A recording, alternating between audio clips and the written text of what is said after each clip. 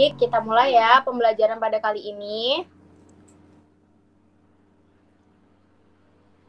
Agisni, Indra, on cam ya.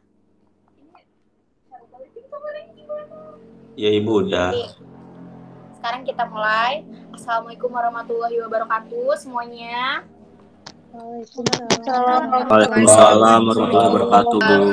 Pagi, sudah pada sarapan belum? Belum, Bu. Belum, harus tetap fokus dan semangat ya dalam pembelajaran ini. Gak boleh lemas. Oke, Ibu ingin ngabsen dulu ya kehadiran kalian, kapan kalian di sini. Yang pertama, Dinda, ada Dinda? Hadir, Ibu. Hadir. Kabar baik, Dinda? Kabar baik, Ibu. Baik. Lalu Ridwan? Hadir, Bu. Hadir. Oke, selanjutnya Indra? Hadir, Ibu. Hadir. Selanjutnya Agisni? Hadir, Bu. Baik. Lalu Feni? Hadir, Bu. Oke. Lalu Alivia? Hadir, Ibu. Ya, hadir ya, hadir semuanya. Bagus. Lalu di pertemuan kemarin, Ibu sudah membuatkan 2 kelompok ya. Itu guna untuk pembelajaran kali ini, yakni menjelaskan tentang struktur dan kaidah cerpen, serta memodifikasi cerpen. Jadi, 2 kelompok itu, kelompok pertama itu ada Dinda, Ridwan, dan Indra. Itu nanti akan menjelaskan tentang struktur dan kaidah kebahasaan. Lalu kelompok 2 ada Agisni, Feni, dan Alif akan menjelaskan ya, memodifikasi cerpen, memberikan contohnya. Oke, sudah Ibu bagikan juga cerpennya di pertemuan kemarin. Sudah siap semua ya cerpennya? Sudah selesai kan? Siap, Bu.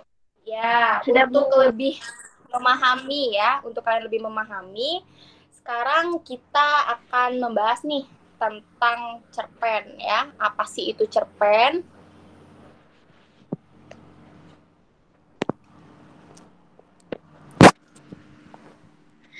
Bentar ya.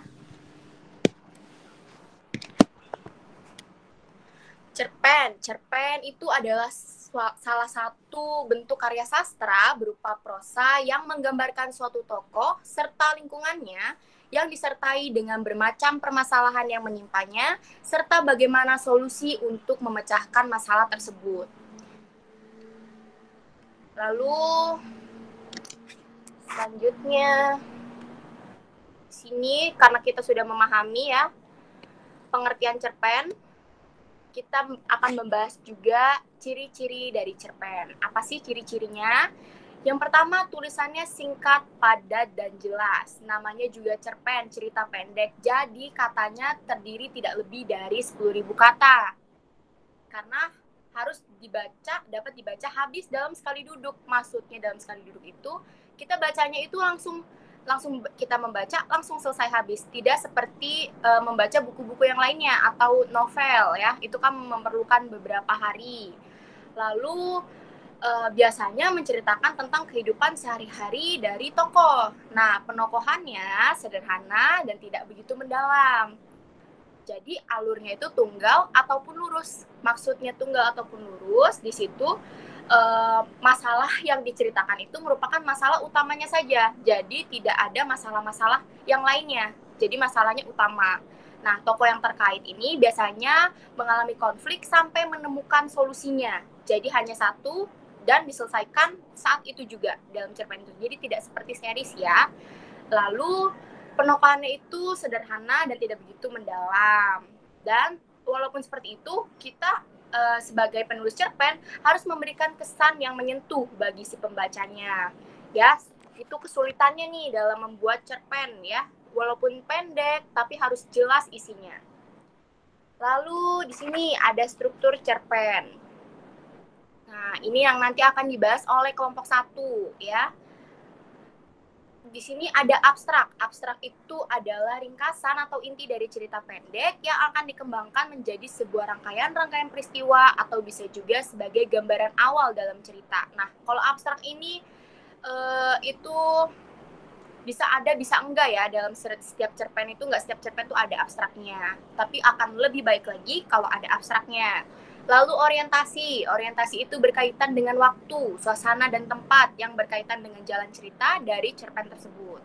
Lalu komplikasi itu berisi urutan kejadian-kejadian yang dihubungkan secara sebab dan akibat. Nah, di sini sudah mulai muncul nih, yang tokoh nih sudah mengalami beberapa konflik ya.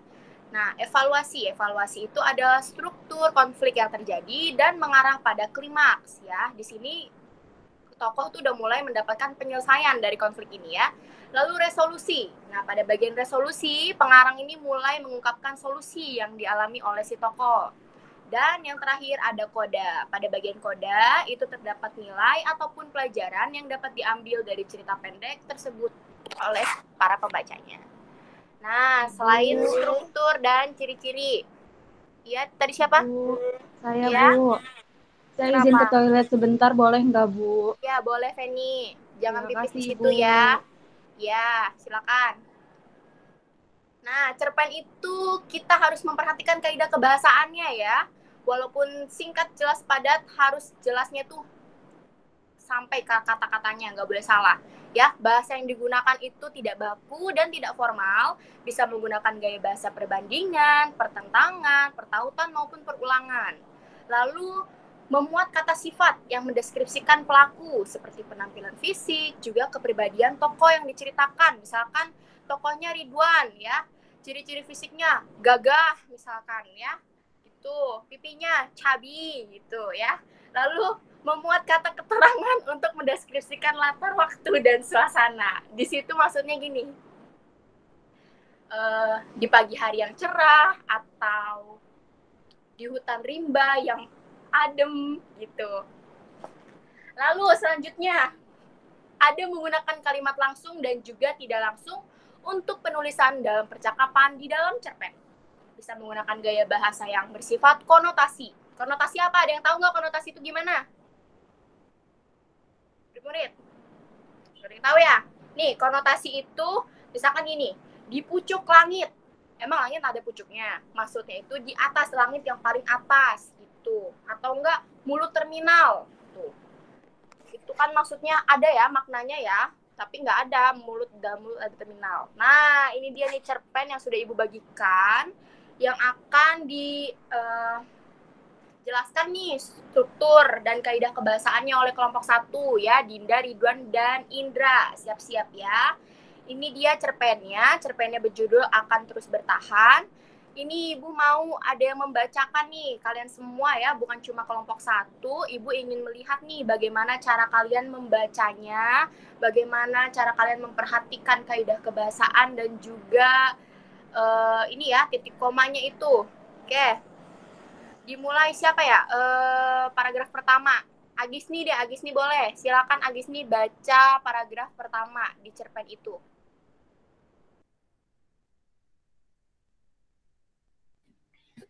Baik, Ibu. Kesedihan masih mendera diriku setelah ditinggal pergi pendamping hidup. Kini anakku satu-satunya juga telah tiada. Hujan air mata tentu saja menetes di sini, di mataku. Terkadang aku merasa Tuhan mengujiku terlalu berat. Ingin menghakiminya, namun apa daya aku tak bisa.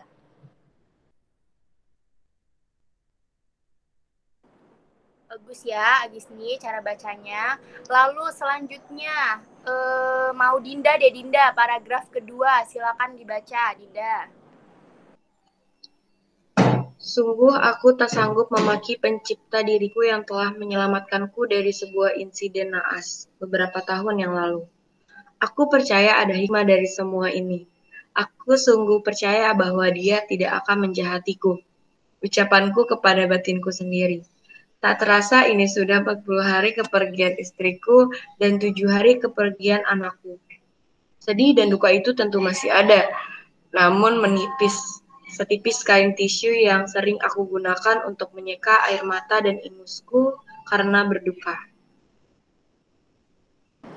Bagus, Dinda bacanya. Selanjutnya, mau Alivia deh. Alivia baca paragraf ketiga. Silakan Alif.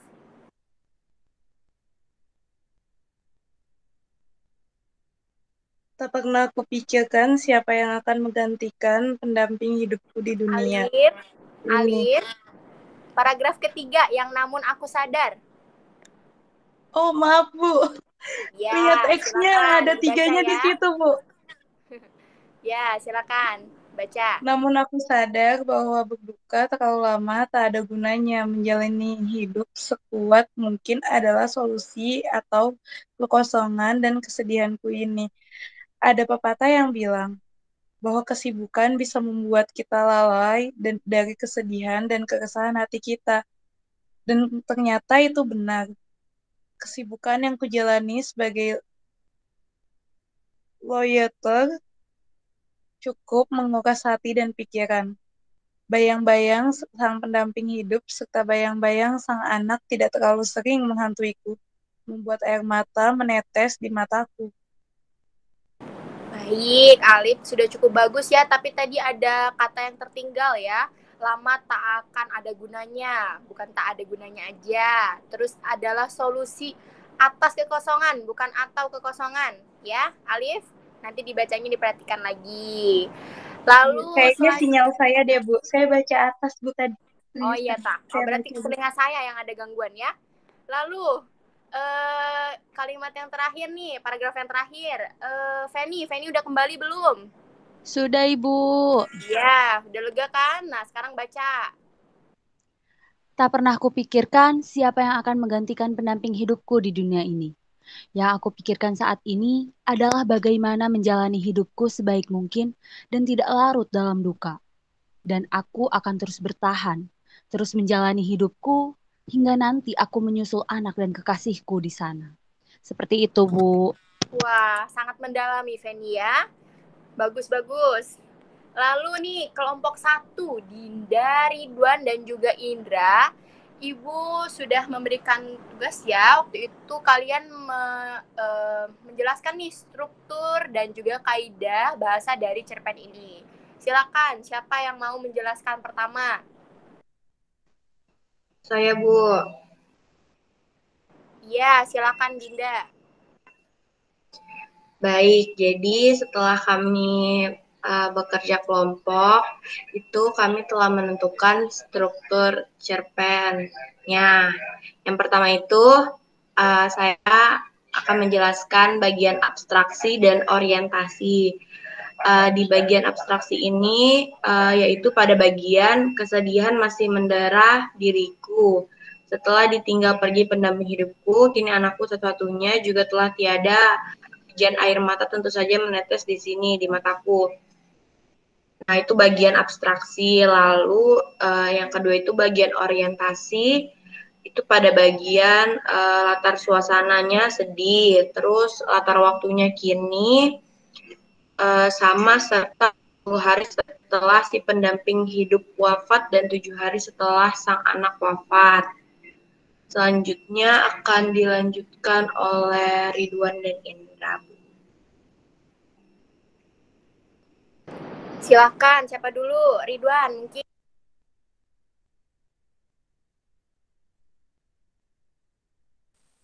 Baik Bu, saya akan menjelaskan struktur cerpen yang bagian evaluasi dan resolusi.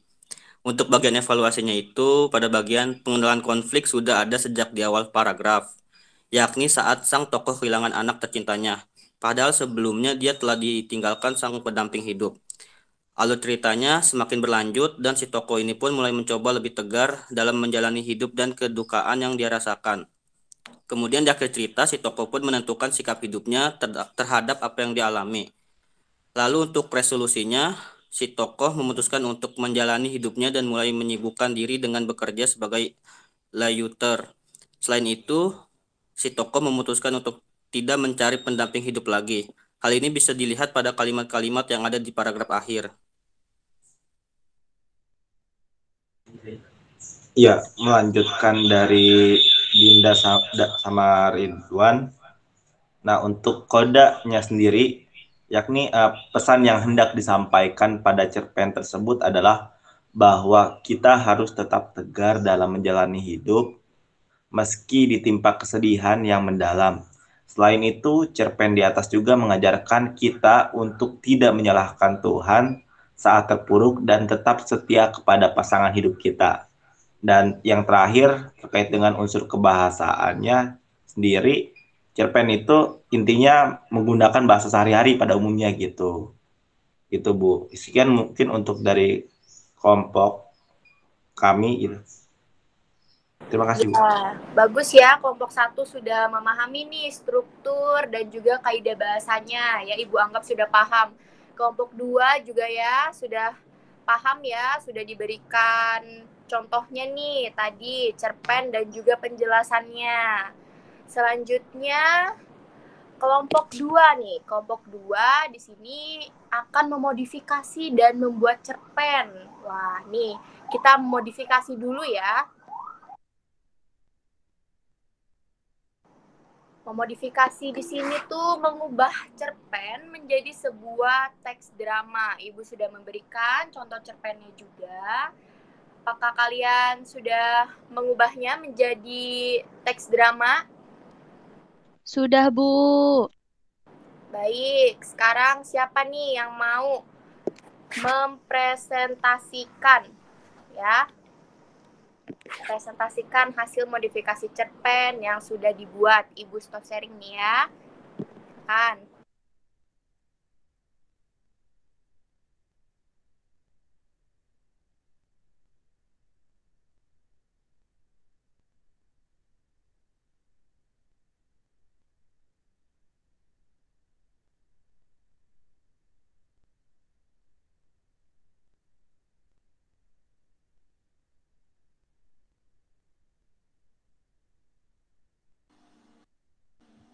Kelompok 2 di sini ada Agisni, ada Feni, dan juga ada Alif ya. Nanti tolong jelaskan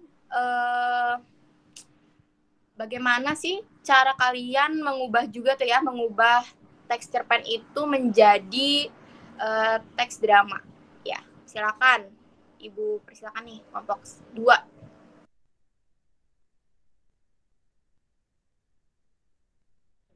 Baik, Bu, di sini kelompok saya akan menjelaskan, mempresentasikan hasil modifikasi cerpen yang sudah kelompok kami buat.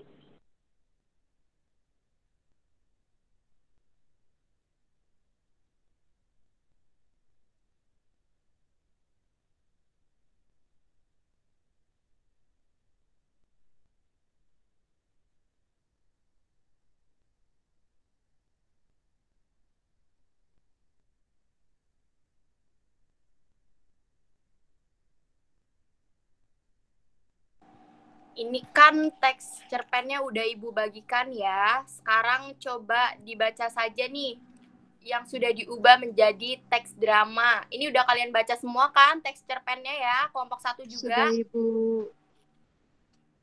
Ya, silakan perlihatkan teks dramanya seperti apa kalian mengubahnya.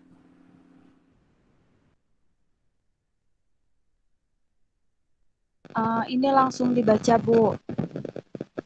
Iya, silakan baca Feni. Pada sebuah rumah orang kaya, seorang gadis sedang berjalan mengendap-endap menyelinap ke dalam rumah. Ada ekspresi terkejut pada gadis itu ketika memandang ke teras rumah. Gadis itu melangkah ke kamar dan tangannya memegang gagang pintu kamar. "Ayah," membentaknya. "Ayah, Ajeng!" Ajeng membalikan badan ke arah ayahnya dan mencoba tetap tenang. Ayah berkata, "Dari mana kau?" Ajeng berkata, "Dari rumah teman." "Ayah, kau sejak kapan kau kuizinkan keluar dari rumah ini?" Ajeng menjawab dengan tenang tetapi dengan sedikit menggigil. "Apakah salah kalau aku ingin berteman, Ayah? Ayah tak bisa terus-menerus melarangku untuk keluar rumah ini. Apa harus..." Ayah menelempeng pipi Ajeng dengan tangan kanannya ke pipi kanan dan kiri. Ajeng pun terhuyung dan tersungkur beberapa meter dari posisi ayahnya sambil meraba pipinya mencoba untuk berdiri. Ibunya dan kakaknya berusaha untuk mendekatinya dan dicegah oleh ayahnya. Lalu ayah sambil merentangkan kedua tangannya untuk menghalangi jalan anak dan istrinya mendekati Ajeng. Jangan kalian bantu anak durhaka itu. Kau anak durhaka! Menunjuk dan menatap tajam ke arah Ajeng. Sekarang juga kemasi barang-barangmu dan pergi dari sini. Telunjuknya menunjuk ke arah Ajeng. Ke arah pintu. Begitu, Bu. Wah, bagus nih ya pembacaan teks dramanya juga. Nah, itu tadi kalian lihat lah ya, ada perbedaan nih dari teks cerpen menjadi teks drama ya, ada yang ditambahkan. Itu apa saja sih? Gimana caranya? Coba jelaskan. Baik, Ibu. Di sini saya akan menjelaskan tentang cara-cara mengubahnya. Yang pertama, kita tuh pahami dulu isi cerpen atau novel yang mau diubah jadi teks drama dengan baik. Kayak baca dulu, terus ini tuh idenya apa sih, isinya apa. Baru kita ubah peristiwa-peristiwa yang ada di dalam menjadi dialog, peristiwa-peristiwa yang menurut kita penting dan menarik buat jadi dialog antar tokoh. Terus juga mungkin kita juga bikin tambahan deskripsi buat nentuin latar yang kayak tadi, apakah latarnya di rumah atau di mana gitu loh, Bu. Ya, sudah cukup jelas ya ini bagaimana sih cara memodifikasi cerpen menjadi teks drama. Sudah bagus juga penjelasannya, sudah jelas sejelas-jelasnya. Kelompok 1 juga ya, diharap mengerti nih bagaimana cara memodifikasi cerpen ya. Oke, ini sampai sini ada yang ingin ditanyakan tidak? Tidak ada ya, sudah cukup mengerti ya. Ibu anggap udah mengerti nih. Ibu ingin membuat tugas ya. Sekarang masih ada waktu membuat tugas itu Ibu pengen kalian membuat cerpen ya. Membuat cerpen sesuai tema yang kalian inginkan. Kan ada temanya itu tadi ada yang sedih ya, ada yang kehilangan, ada yang duka, ada juga yang tegang tuh suasananya ya. Kalian bisa membuat cerpen apapun tema yang kalian inginkan, sekreatif kalian ya. Nah, itu nanti untuk tugas. Lalu untuk pertemuan selanjutnya, Ibu akan membahas tentang teks tanggapan. Nah, kalian silakan dibaca ya. Teks tanggapan itu apa sih? Cari-cari tahu agar nanti di pertemuan selanjutnya kalian bisa mengerti ya. Oke. Karena sudah cukup ya, kalian juga sudah diberi tugas, silakan dikerjakan. Ibu cukupkan saja pertemuan kali ini. Terima kasih semua yang sudah hadir. Mohon maaf ya Ibu kalau ada salah-salah kata. Makasih. Assalamualaikum warahmatullahi wabarakatuh. Waalaikumsalam. Terima kasih, Ibu. Terima kasih, Bu. Terima kasih semuanya.